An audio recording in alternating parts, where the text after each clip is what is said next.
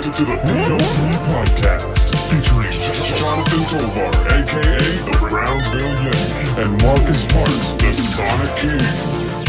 The PO3 podcast. Now I don't want to tell my story. Tell your story. No. All right, so when I was going to pick all this stuff out, originally, I want to say last year, I got a Buddha. Remember the Buddha, the white one? Yeah. Okay, so I was looking to go and decorate the background more. So when I went into the store that I bought the Buddha from, they had that one. And on the bottom of the labels, they have the sticker, you know what I mean? That you check it out with. And it had the same description. It was the same price or whatever. So I went over there and I seen that one. I was like, dang, I like this one. So I bought that one. I brought it back to the house and we were testing out. I liked how that one looked better. So I was like, all right, I'm going to go return the other one. I had the receipt for that one. So I just returned it and I got to keep that one. And I got my money back for it. So it's kind of free. And then the same. And then, okay, so. And then for that sign. So it's kind of free. So for that sign and for this microphone right here that you see right here, you can't see it. It's not in frame, but okay. So for the microphone, originally what I'm not going to say the store because then you'll really hate me or they'll hate me. I had got a little figurine. Remember I was telling you they had a Yeti and then they had a dragon, which I didn't know was $20 for it. And then I had these little things where you could write your name on it. And I was going to put the Yeti on it in chalk. And then I was going to put my name or whatever, the Sonic King right there in chalk. And then I bought that microphone there. Everything came out to $60 total. Came home with it and I set it up. I didn't really like how it looked. I was like, whatever, I'll just return it. So when I went back to go return it, on Monday, they had restocked and everything. So as I walked in, I went into the aisle where I got that microphone. But I didn't bring that with me. It stayed here. I didn't expect to return it. I didn't want to return. I wanted to keep it. But as I went to go look in the aisle that I got the microphone from, they had one more left. So I was like, oh my God, here goes the little devil on my shoulder, dude. And he started talking to me. He's like, just take the tag off. So I took the tag off of the mic and I was just walking around the store with it. And then I seen that. I was like, I got to have that. So I picked it up and I went up to the register. And I had the microphone that I was going to return. I was like, hey, can I just return all this stuff and exchange it for that? That one was 40% off. Jesus Christ. So I go in there and I was like, I just want to do an even exchange. I was like, it just didn't work out for whatever. So she returns all this stuff for me. And then she gives me $30 back for the sign. And I got to keep this. Piece of shit. I told you. Jay Lucky, thanks for the setup shout out, dude. It looks pretty good. Are you going live too? No, but I'm reading the comment. Oh, hey, what's up, guys? Welcome back to the PO3 podcast. My name is Marcus Marks, a.k.a. the Sonic King. I'm seated here today with the Brownsville Yeti, Jonathan, a.k.a. the Brownsville Yeti. Or the Michigan Mauler. Okay, the Michigan Mauler. Or I think one of them I said Albuquerque Assassin or something stupid. Okay, there you like go. No, you said at first you're like the Albuquerque ass. Remember? Vaguely. But. Okay. Anyway, it's gonna be time when I edit it too, because I made these little logos too, and yours has the Yeti on it. Now it says the Yeti with a Yeti like that. Oh, really? Mine has a lizard, so it's pretty dope. Because he's outside in the heat. Yeah. Gotcha. Yo. Not your typical nutritionist. Hey, it's Jeff. What up, Duddy? What's up, Jeff? Buddy, I said Duddy. What up, buddy? You like it? Oh, that's pretty tight. Yeah. So I'm gonna get stickers and stuff for that, man. That's pretty dope, dude, actually. Okay, so the stuff that we really wanted to talk about today. So last night, you and I went to go see Jordan Peterson. Yes, we did. In person. And honestly, I didn't know what to expect from it. I knew I was going to learn something. I knew that much. I just didn't know to the capacity of what I was going to be learning or the magnitude of how deep it was going to go. But just going based off his videos, like when I would watch YouTube snippets of him, and we talked about this before, the guy breaks things down to the molecular level when it comes to situations.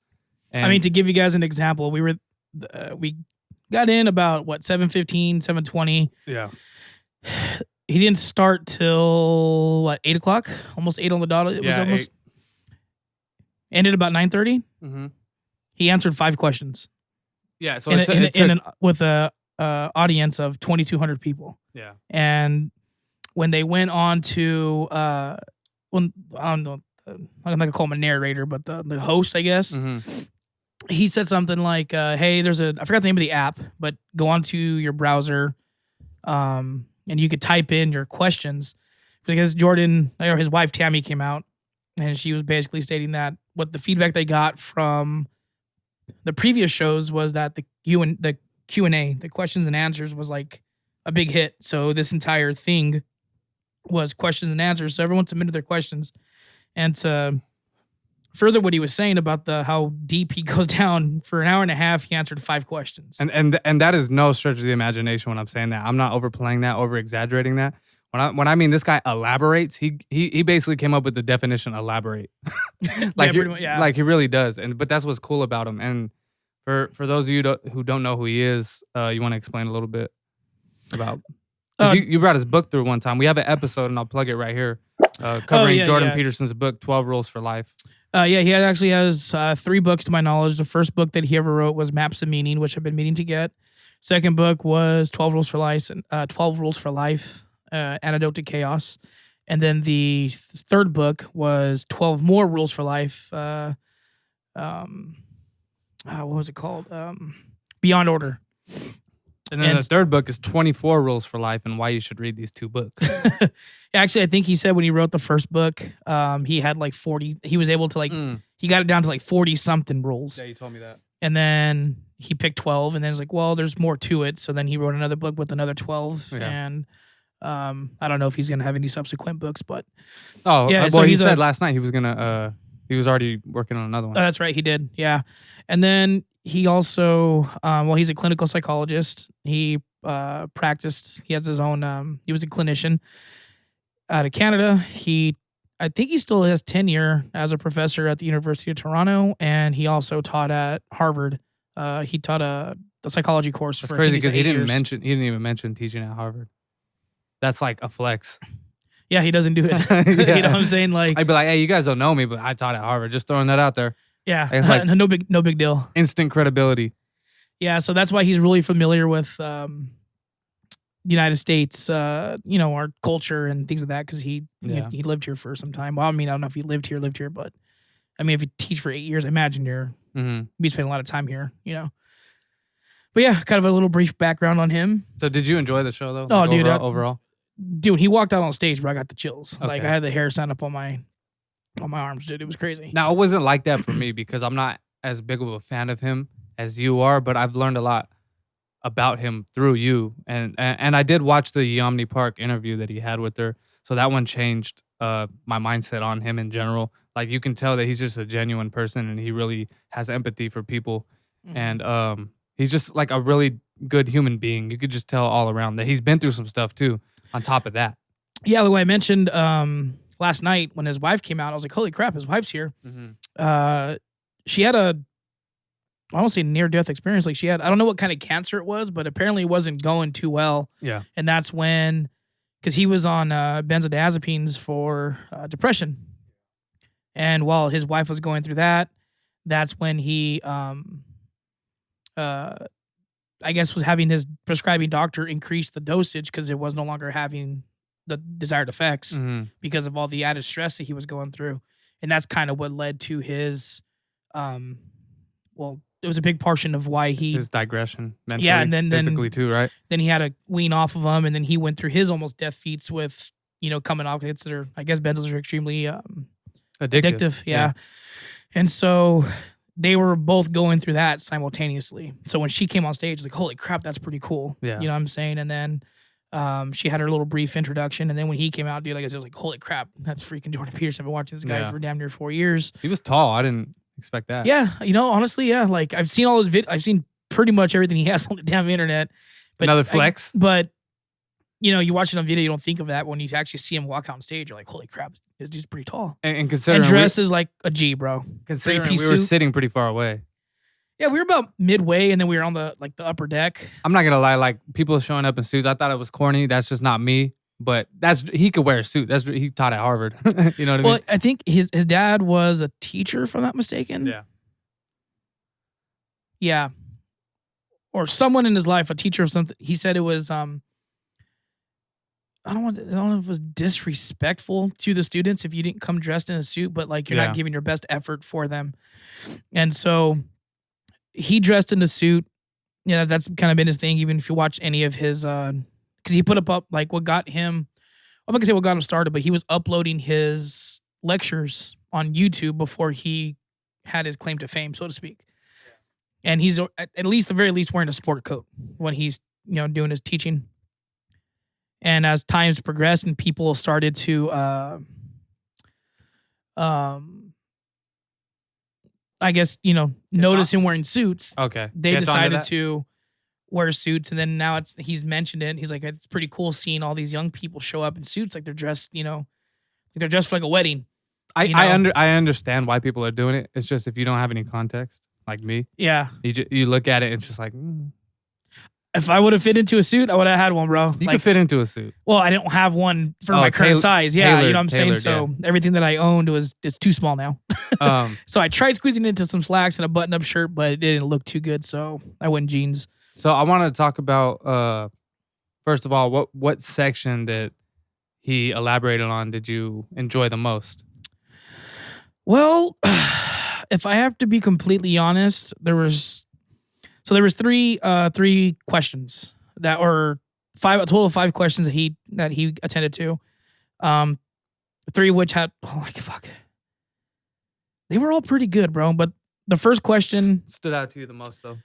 The most? I want to say for me, think about that while you're thinking, and I'll say which one was mine. Was the first thing that he mentioned about that college student and being yourself. Basically, long story short, it was about, do I just follow the protocol, suck up to the teacher, and not cause an uproar in class? Meaning, if I have an opposing opinion, am I going to bring it up? Risking upsetting your professor, also risking your grade, because a lot of the times professors are biased, and if they don't agree with you, because he was mentioning this, it's like it's a flawed system. Yeah, 100%. So basically, he was talking about how it's very, very important to maintain yourself and your identity, because if you fake that for so long, when you get to the end of that and you come out of that 10-year, like you were saying, you do your 10 years in school, by the time it's time for you to be yourself, there's nothing of you left. Yourself is now dissipated because you had practiced this fake version of yourself. He said that, that was pretty spot on to what he said. Condensed into like a minute. Yeah, but it was amazing that there was a lot more that he said. One thing I thought was really cool about that, I can't pick one because there was like 3 that really spoke out to me. Yeah. But one thing that I thought was super cool was, the question was kind of brief, short, sweet, to the point. Mm-hmm. And then his wife read the question, and then he immediately stands up and was like, who in the audience was the one that asked that question? Yeah. And the stage lights are bright, so he has his hand over his face and he's searching for the person. Then eventually this guy speaks up and he's like, had an English accent. He's from London. And basically the question was, how do I go about like asking questions that go against the status quo of the typical UC? At a university? Like the typical status quo that, typical college students tend to have, which is like left leaning. Yeah, and basically just playing it safe. And he was basically asking like, because he's from London, he's like, I really didn't know what a liberal and a conservative was, and after I got here to the States, I was able to discern the difference between the two.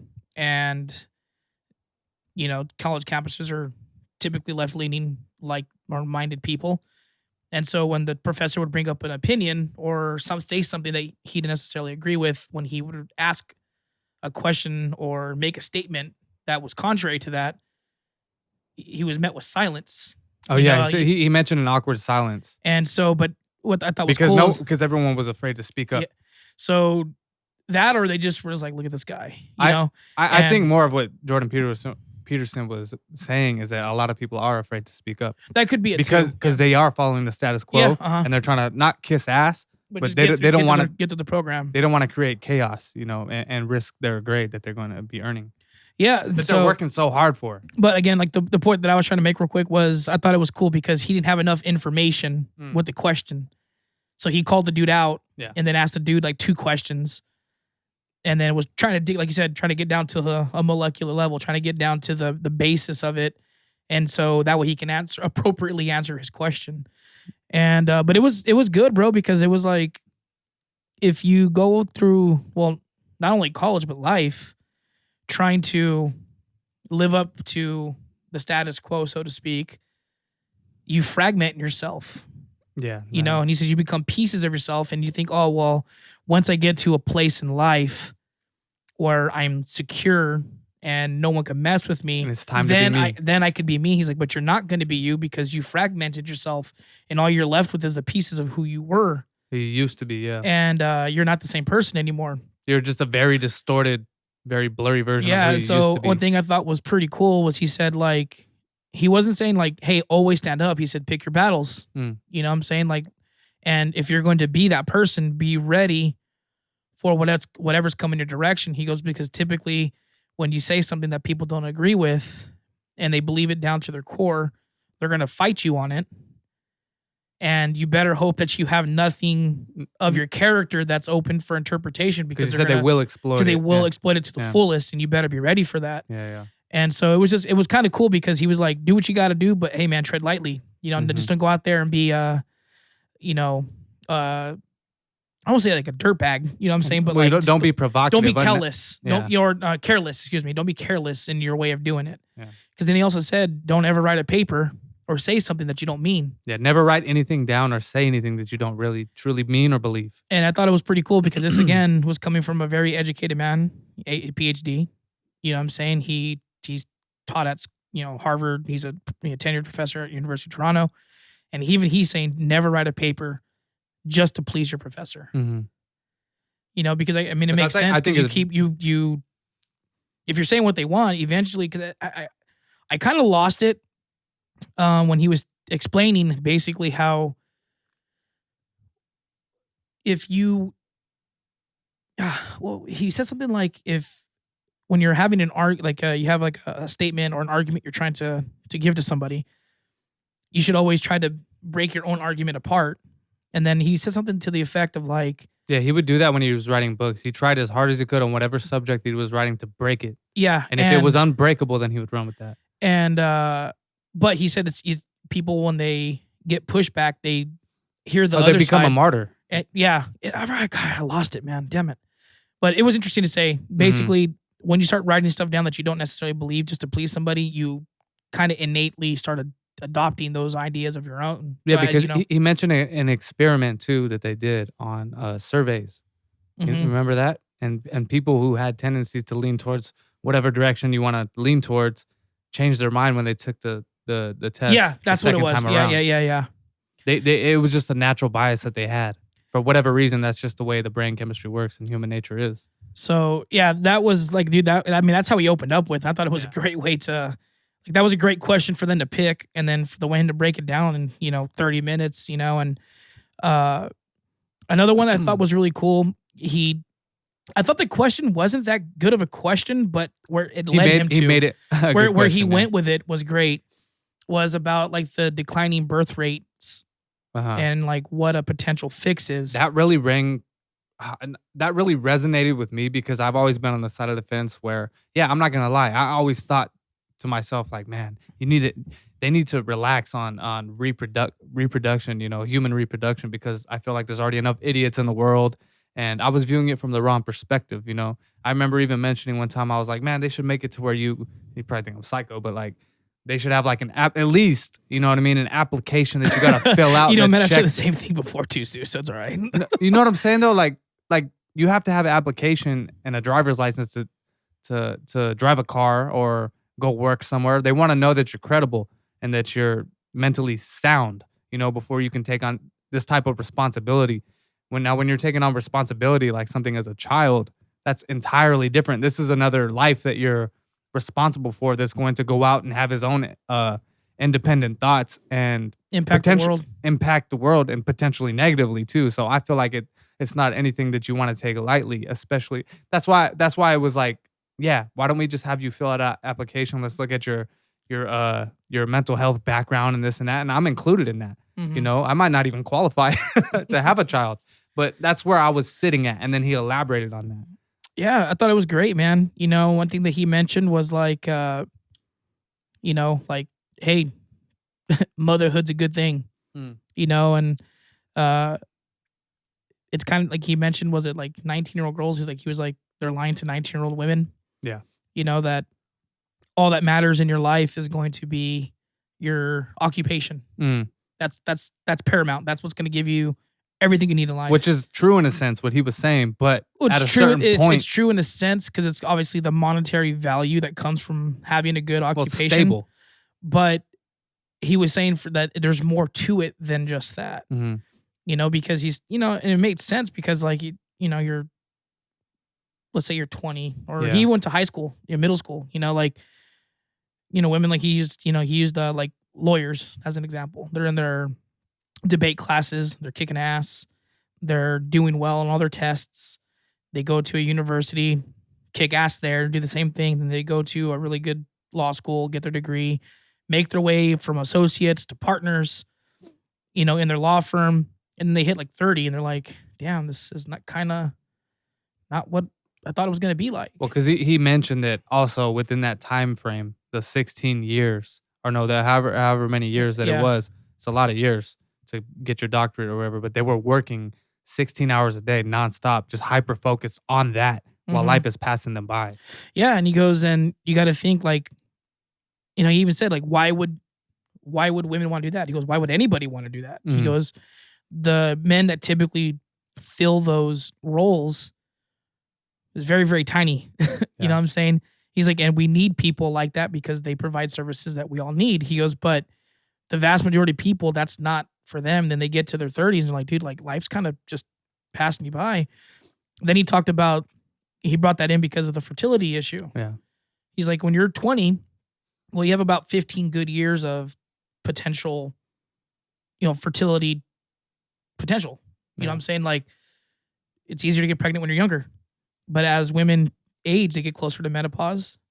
And then he said, like, once you get into your 30s, you're not as fertile. It's 1 in 3 couples struggle having. 1 out of 3 couples struggle in their 30s to have children. That's like kind of a mind blowing number. You know what I'm saying? It's like not 1 out of 10, not 1 out of 100, like 1 out of 3. Yeah. That's a 33% chance that if you try to have a child in your 30s, that you may have issues. And I fall into that category.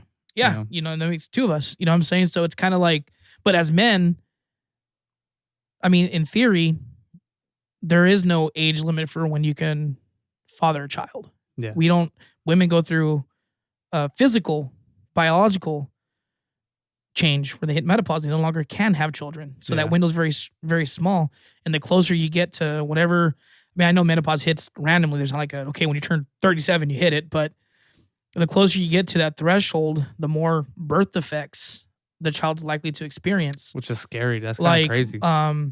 My mom had my youngest sister in her late 30s, and the doctor told her, like, hey, I'm just giving you a heads up. There's a high chance that Down syndrome is a potential.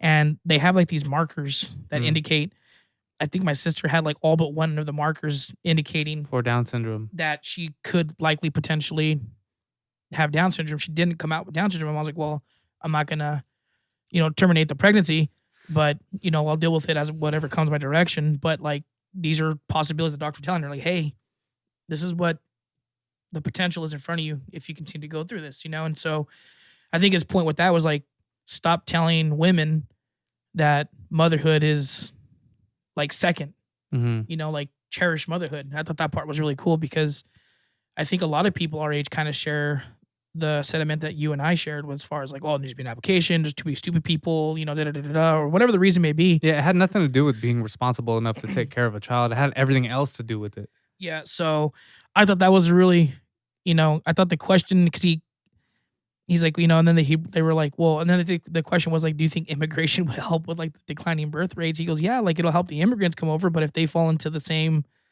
culture that we have here, it's inevitably going to stop. And I think he even said Elon Musk said that the population.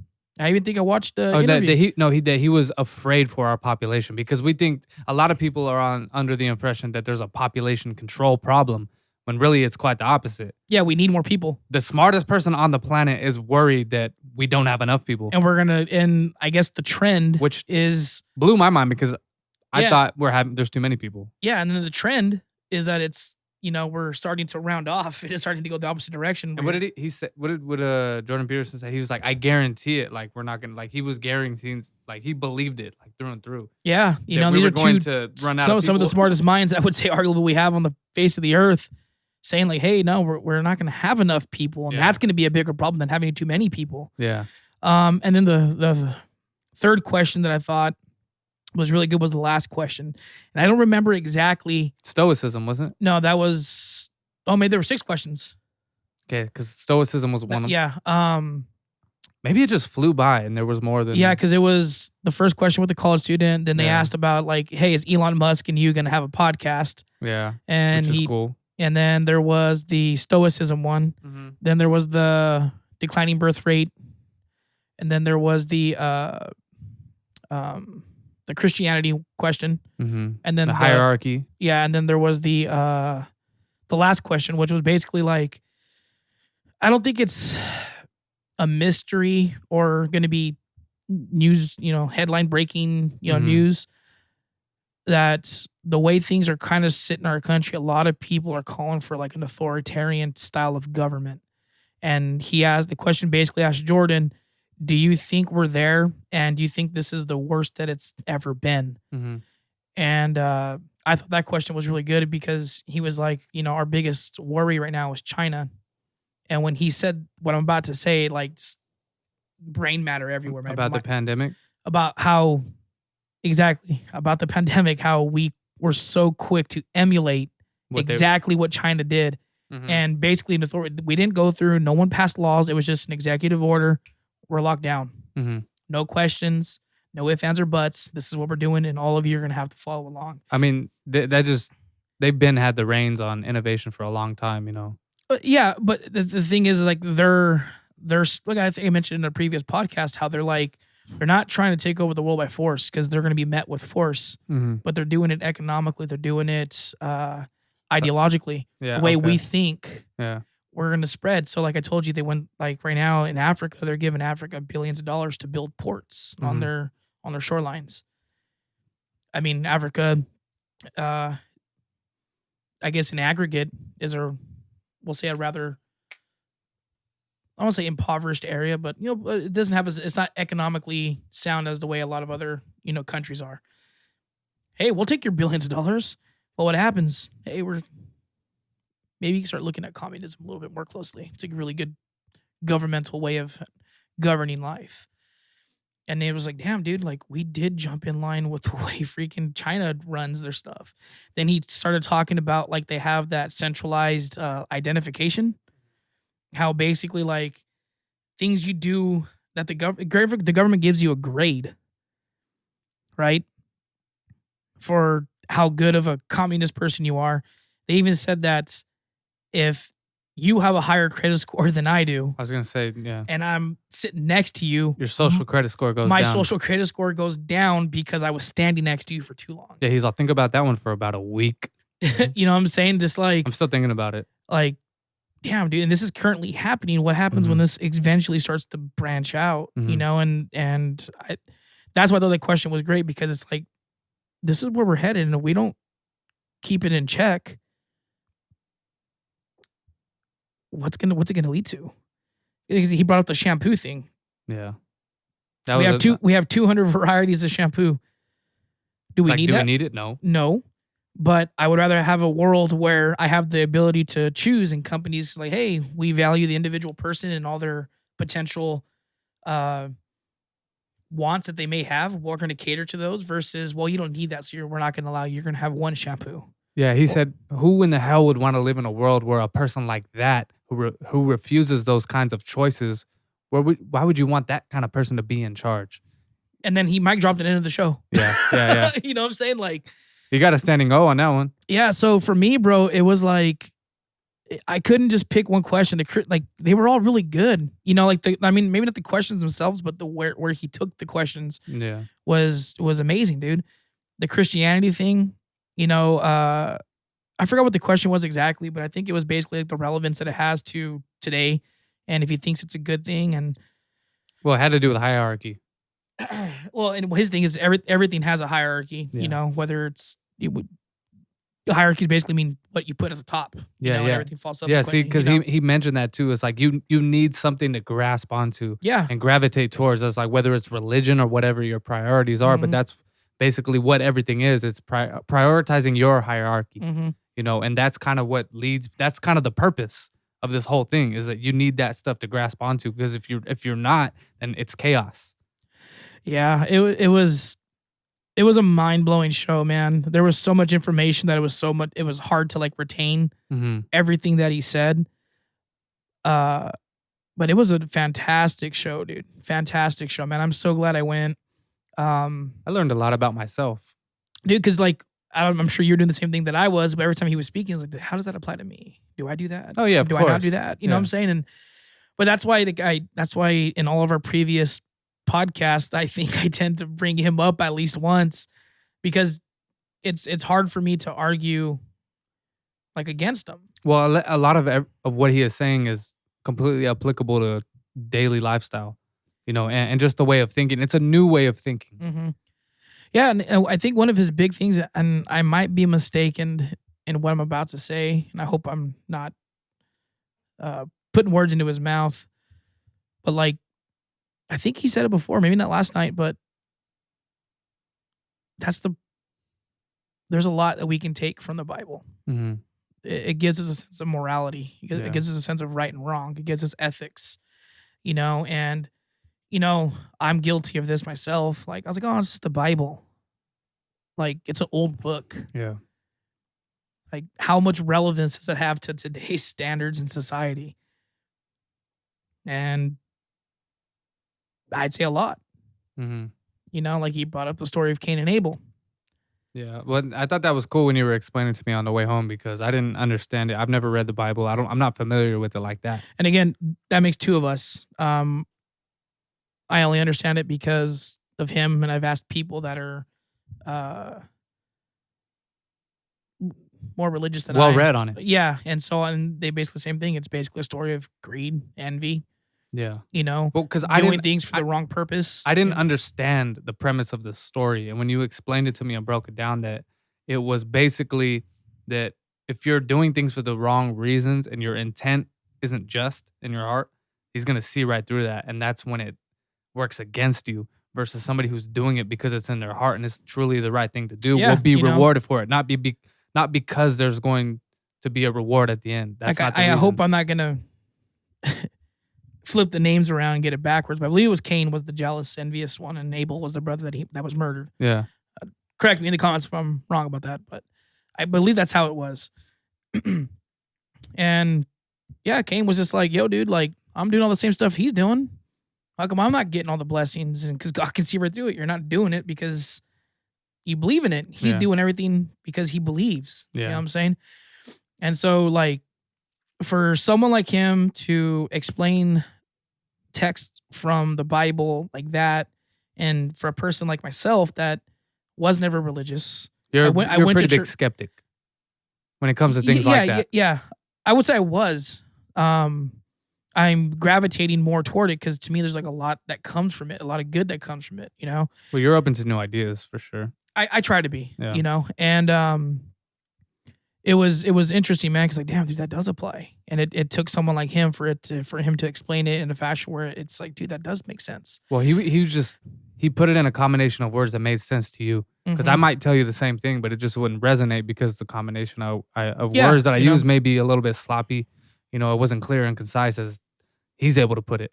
Yeah, that's a good point too. You know what I'm saying? He just explained it well enough for you to grasp onto it. Exactly, bro. So but that's what he's really good at. Like, yeah, he's using big words here and there, but a lot of what he's saying, he's using the correct words. You know, because like he mentioned Nietzsche, he said that the way he writes things down is like if somebody wrote an entire novel, he basically writes in one sentence what somebody puts in an entire novel. And that's basically just making things simplistic. Yeah, or extremely complex, and a lot of thought goes into what he says. You know what I'm saying? Like, and so, because I know Jordan said that previous, and that's kind of like I think I mentioned on our last podcast that I really try to pick my words carefully. Yeah. You know what I'm saying? I just don't want to, let my lips just flap. And no, I really want to, before I speak, I really try to formulate my thoughts and actually articulate what's going on up here as well as I could. Yeah. And I got that from him, which sounds like you got it from me. You know what I'm saying? Yeah. So one thing I like about him is the humility he's able to display, because that's what I mentioned. He just seems like a genuine person. He even says, like, a lot of the ideas I'm telling you guys, and actually to piggyback on what you said, I'm not really coming up with anything new. No, I'm just taking all these great thinkers before me he's and able sampling to it. extrapolate a lot of the stuff they were saying and phrase it in a way that's comprehensible to a massive amount of people. Well, it's just like the Bible. You know how you have different versions and translations of that? Mm-hmm. He basically just took it and put it in modern translation. It's like when a DJ or producer samples records. He just takes a bunch of pieces from history and makes it make sense to the modern. That's a good way to put it, which is actually interesting. Real quick, to little detour. I work with the guy, dude, and I was sitting next to my partner, and he's sitting there, and I see him writing, bro, right?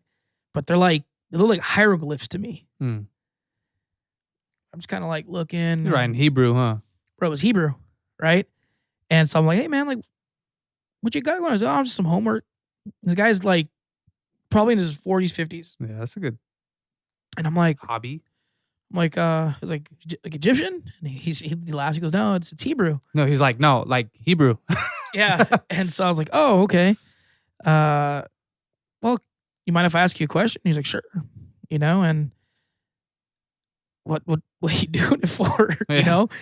And he goes, well, there's a lot of translations of the Bible, and I want to be able to read the Hebrew Bible, the Hebrew text, so I can get exactly what it was said, not the translation, because there's some words that don't translate. There's no, is there? I understand wanting to learn it, but isn't there like a translated version of the Hebrew?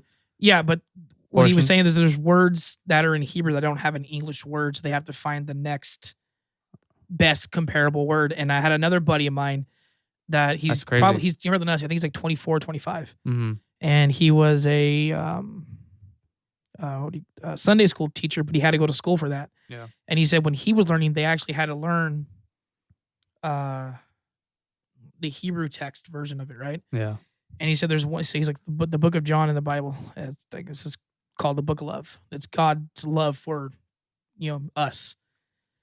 And he goes, dude, like, people think love, we think the way, we think of love, like the way I love, a good friend, or, love my girlfriend or my wife or my kids.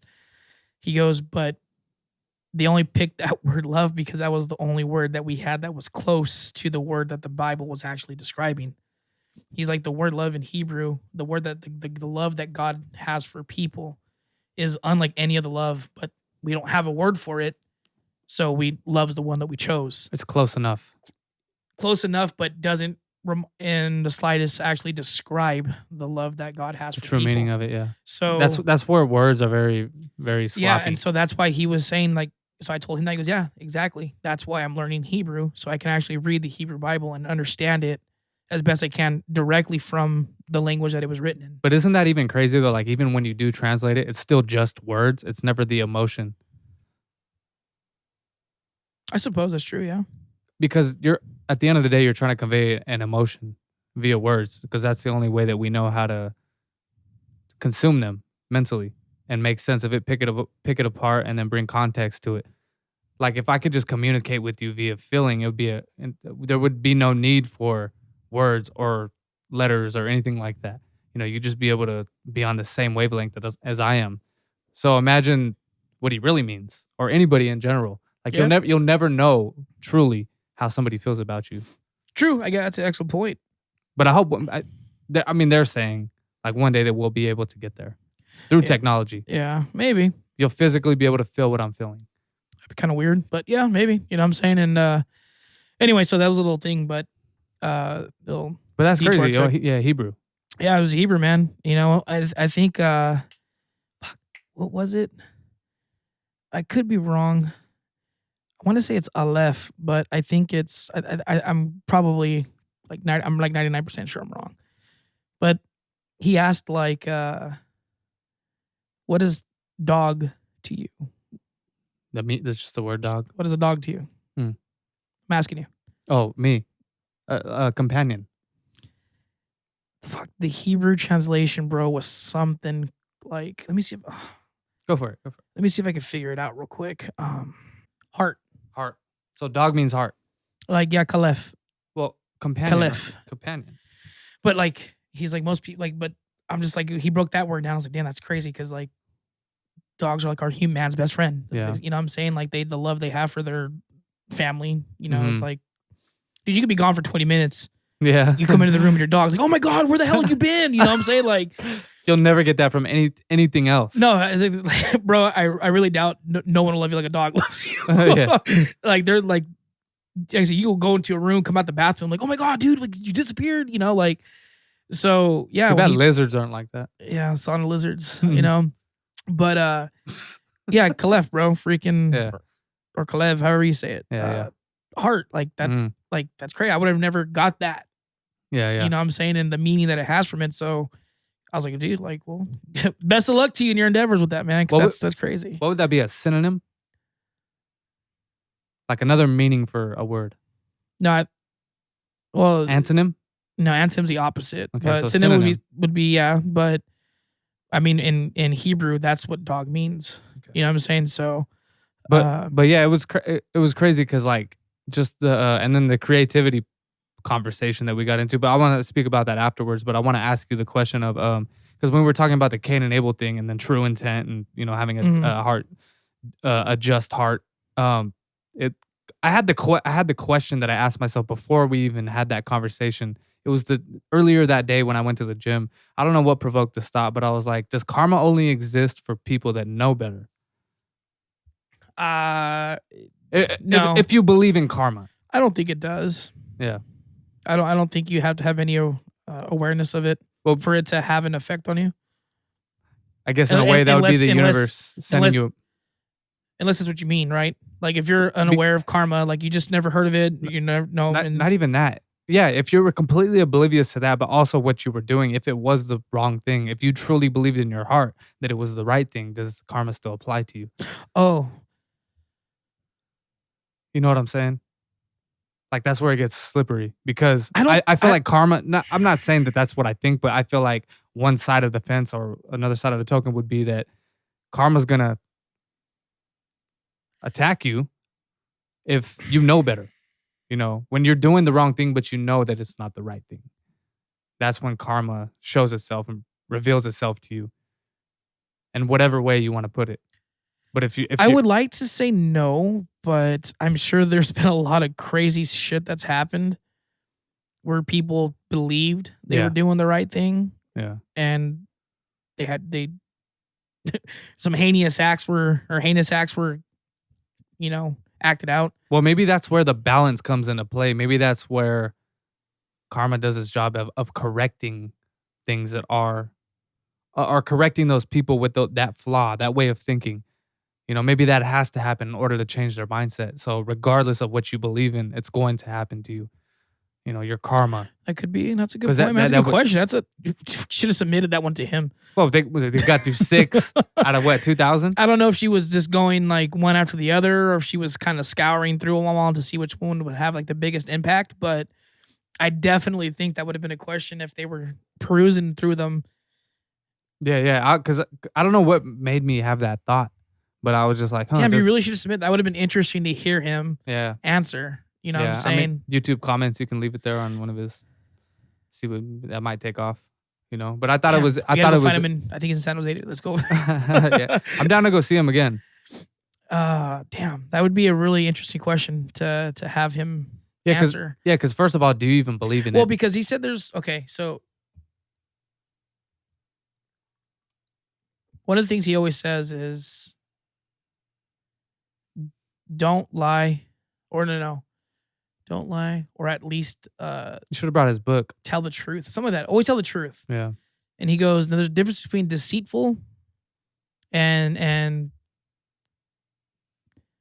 like, let's say for instance, I told you it's raining outside, right? But when I got here, it was raining, and then we opened the blinds and it's sunny as hell. Well, I guess technically that'd be a lie because I was telling you false information, but I wasn't being deceitful because I was just using the information I had at the time. You truly believe that it was still raining outside. You know what I'm saying? So he's like, there's a delineation between the two. When you're being deceitful, don't be deceitful, because there's been often times where you tell somebody something thinking and believing that it's the truth, and you had no idea that it was wrong or false.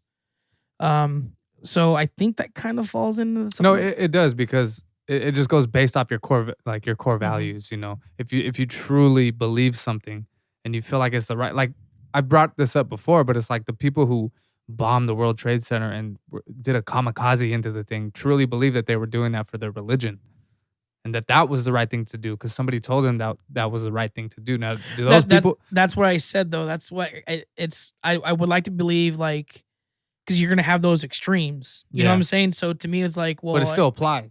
But that's what I'm saying. That's why I wasn't comfortable with saying like, well, no, like I think even if you do something wrong, but you believed it was right, that karma could figure out that you were. But again, when those types of situations like that just present itself, it's like, well, damn. But then again, there are those people who are just malevolent. But I don't know, man. That's a good question, dude. Well, because I wouldn't know how to answer that question. Because I feel like there's no gray areas, because there are the extremes, because there are those people who truly know that it's evil, but they do it anyway because they don't care, and that's what they're about. Yeah. You know, Satanists or whatever you want to call it. You know, but then there's the people who were brought up in poverty, and the only way for them to get a meal or any type of money is to slang some dope. You know, and to them that's not wrong because they're providing, you know, clothes on their children's back and food on the table, regardless of how they got the money. You know. Yeah, you know, man. Like I said, that's a deep question, bro. Yeah, I don't know how to answer it, honestly. It's a tricky one, but I was just wondering where you stood with that, because I don't even know where I stand with that. I wish I had an answer for you, buddy. I don't know. I don't think there is an answer though. Either way, we're never gonna know. I feel like there is no answer for that. You really should have submitted that question. What I thought would have been cool though is if they went through the questions and let the crowd pick. You know, it probably would have prolonged things. Yeah, more than I would say with a to. potential of 2,200 questions. Yeah, it's dude. That's a lot of freaking people, bro. I didn't expect. So I thought it was just gonna be you and me walking in, and it's just me and him and you and us three, and that's it. Like I didn't know there was gonna be that many people. I just didn't think it would be to that magnitude, bro. I was actually. I don't know, dude. Like, I was just really surprised. Why do you say that? Because, I mean, he's got like 3 million followers. No, I understand that, but it's just like, it was just, I don't know. It was just surprising to me, man. You know, and then like, yeah, to me, it was 2,200 people. In this potentially, town. Yeah. Potentially, that wanted to hear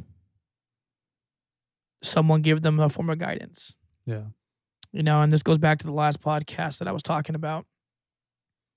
Self-improvement. Mm-hmm.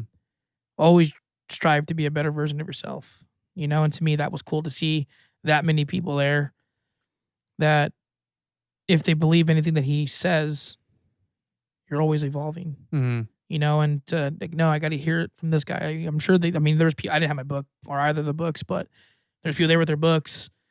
You know, like people clearly... Like, listen to this dude. I thought it was cool, bro. You know, just that many people kind of in the same general realm of consciousness. You know, we're here to learn. Well, it just goes to show you that you have more in common with people than you think, even though you may... That's actually a good point, bro. Yeah. I think people tend to forget that. Well, especially in a town like this. Yeah, I mean, I would... Well, no, I'm not trying to dog Fresno, bro, but like it's a rough town. There's a lot of narrow-mindedness, rough city. though. There's a lot of narrow-mindedness, and it doesn't matter where you are. I'm just saying in general. That's what I'm saying, though. I think that's why I think it was a good point, because I think often we think that we're our own individual. Well, obviously we're our own individual, but that we're the only one that think in the capacity that we think. Yeah, because You know, like, oh, there's no one out there like me. It's like, oh, there's probably a lot more similarities to people than you actually that's what want to I give credit for. Yeah, you I always know? try to remember that, man. Whenever I have those stupid, silly thoughts like that, like it's just me. It's never just you. Like how many times have I don't know if this has ever happened for yourself, but like how many times have you come up with an idea and you could have sworn it was original, but then you just go check anyway to see if somebody else came up with it, and sure enough, it was parallel thinking. Yeah, I'll use an example. When I got my truck, Mm-hmm. the rear window on the back of the truck, it's electric, Mm-hmm. right? For the life of me, couldn't figure out where that stupid button was. So I went to YouTube, saw where it was. Like, dude, I'm an idiot. I don't know why I didn't look right here. Comment section. I went to the comment section.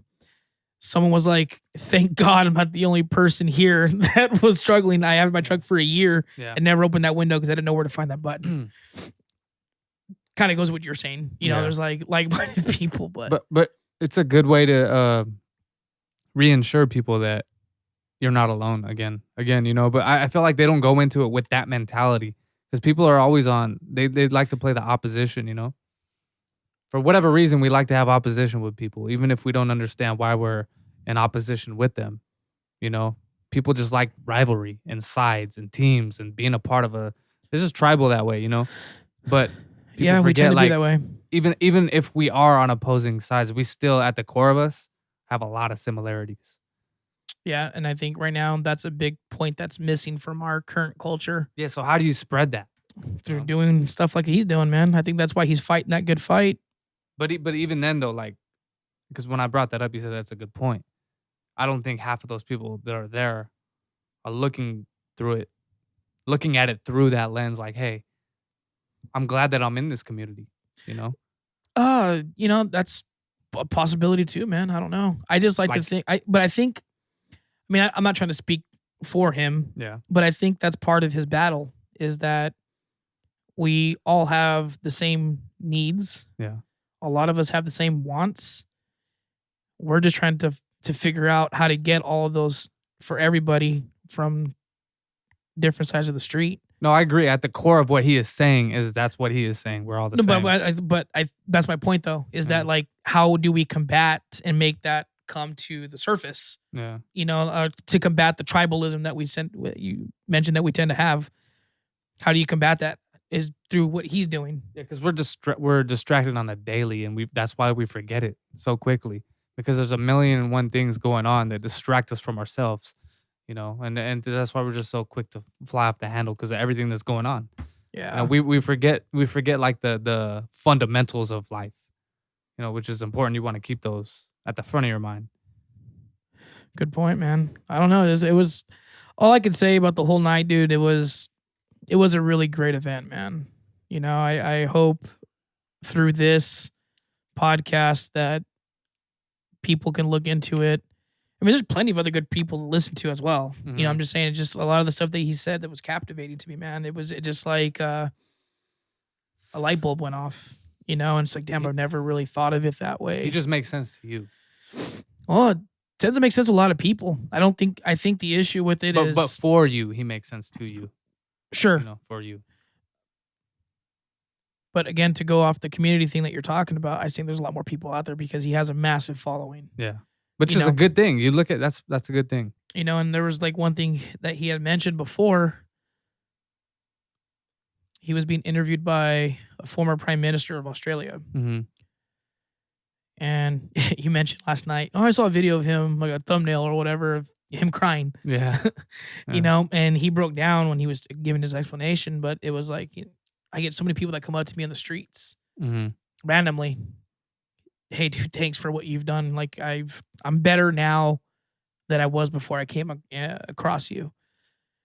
And he's like, you know, he starts kind of tearing up. He's just like, you know, I'm great. I'm relieved to hear that I'm helping people, but it sucks that it has to come from me because people in general need so little encouragement in their life to go on and do great things. Why is it having to come to a guy they've never met, a guy on the internet that they're listening to, that they're finding what they need out of me? He's like, there should be people closer to you that are telling you this kind of stuff. Mm-hmm. And I like, damn, that's an excellent point, So like when I have the people around me,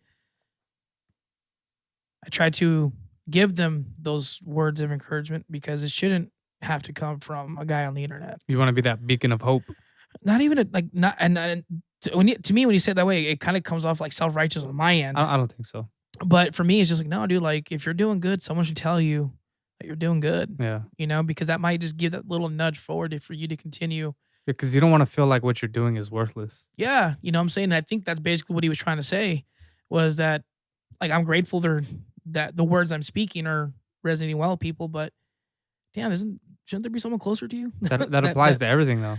So whatever you're doing, as a boss to your employees, remind them, as a partner to your, whatever relationship you're in, to your boyfriend or girlfriend, I think that applies to everything. To the guy who's, taking the trash, you know what I'm saying? You're outside and you see them picking the trash up. Like, hey, dude, you know what I'm saying? I appreciate it. It's like something, bro. You know what I'm saying? Positivity. So, yeah, that's how I think that you combat it is by doing what he's doing what we're doing here. Just dropping positive bombs in the world. I mean, dude, like positive energy, man. What's the downside to it? You come across an asshole every now and then, who doesn't want to hear it, but that's like. But again, okay, it fell upon deaf ears. You didn't lose anything out of it. Exactly. You know what I'm saying? It. So like, I think, yeah, those little positive bombs of energy you just mentioned are a good thing. Just we don't have enough of it, bro. No, I don't. You think turn the so. news on, all you see is tragedy. That's why I don't watch it. Like, oh, this house burned down, this building burned down, this person was killed by a DUI driver, this person, set fire to a building, this person, did X, Y, and Z. And you wonder why people are filled with anxiety, because it's like a train wreck. It's hard not to look at. Mm-hmm. And there are people on the daily that go and they ingest this information, not knowing that it's affecting them. That's where this anxiety comes from. It's like so much worry. Like, can we just capitalize on the positive stuff that's going on and like spread that instead? Like, let's give that a shot for a change. You know what I mean? But unfortunately, a lot of the times, marketing wise, that's not provocative. No, yeah, tragedy sells, bro. That's why you see it. Sympathy sells. Yeah. I mean, you do see those nice videos. Well, I meant, but like the going along with like people want to give those tragic stories, because those are the things that people latch onto. They like tragedy for whatever reason. They like watching it. Yeah, so I think that's kind of where we're at. So if we do have like those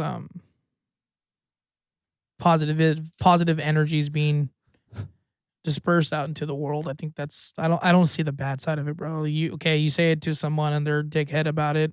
Okay, it fell upon deaf ears. Yeah. Big deal. You know what I'm saying? But maybe the person behind them heard you and that, lifted their spirits or something. You know what I'm saying? So. Well then. You want to wrap it up? It's up to you. Yeah, we're at 1 hour and 6 now. Cool. So that's cool. Dude, I've been flying through the editing on these. Now, I finally came up with a way where I can get that shit done in 30 minutes now. Gangster. Yeah, and the editing. So. I'm not like afraid to like record a little bit longer now. It's just like, again, the uploading part. Mm-hmm. But all right, we'll wrap this one up and then we'll decide from here if we want to do another one. For sure. Welcome back to the video. I hope you guys enjoyed that episode of the PO3 podcast. My name is Marcus, aka Sonic King. I'm just John Brownsville Yeti. See you guys on the next one. Deuces.